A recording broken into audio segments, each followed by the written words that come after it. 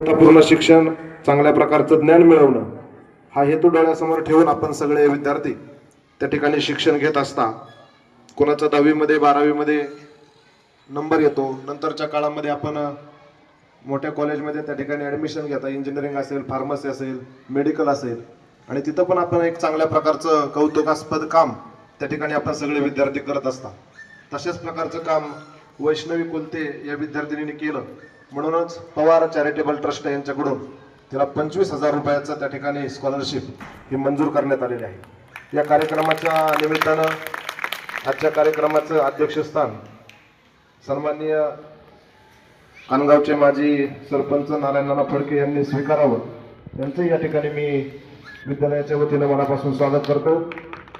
त्याचप्रमाणे कार्यक्रमासाठी उपस्थित असलेले शाळा व्यवस्थापन समितीचे अध्यक्ष सन्माननीय शिवाजी भदरगे, त्यानंतर सामाजिक कार्यकर्ते भाऊसाहेब फडके, शाळेचे माजी विद्यार्थी आणि वैद्यकीय क्षेत्रामध्ये चांगल्या प्रकारचं काम करणारे डॉक्टर बापूराव फडके, त्याचप्रमाणे डॉक्टर भारती फडके, देवा महाराज सूर्यवंशी, त्याचप्रमाणे दत्तात्रय काका फडके, संभाजी तात्या फडके, राहुल फडके, शाळा व्यवस्थापन समितीचे उपाध्यक्ष संदीपजी चौधरी, सामाजिक कार्यकर्ते बबन फडके, त्याचप्रमाणे संजय फडके, शाळा व्यवस्थापन समितीचे माजी अध्यक्ष सन्माननीय गवडे साहेब, उपस्थित आपल्या सर्वांचंच या ठिकाणी मी विद्यालयाच्या वतीनं मनापासून स्वागत करतो.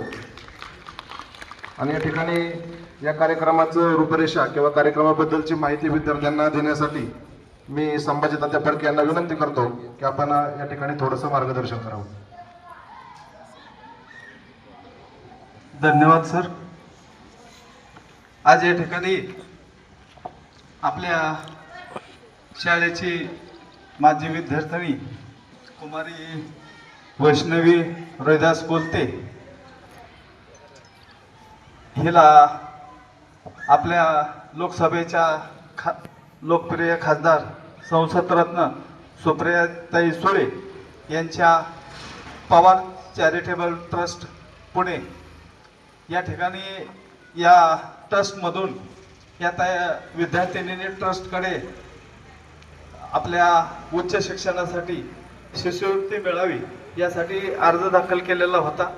यामध्ये हे ट्रस्ट हुशार आणि गुणवंत गरजू विद्यार्थ्यांसाठी या अशा स्वरूपाची शिष्यवृत्ती देत असते.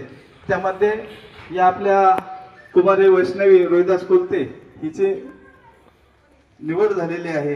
तिला पवार चॅरिटेबल ट्रस्ट मार्फत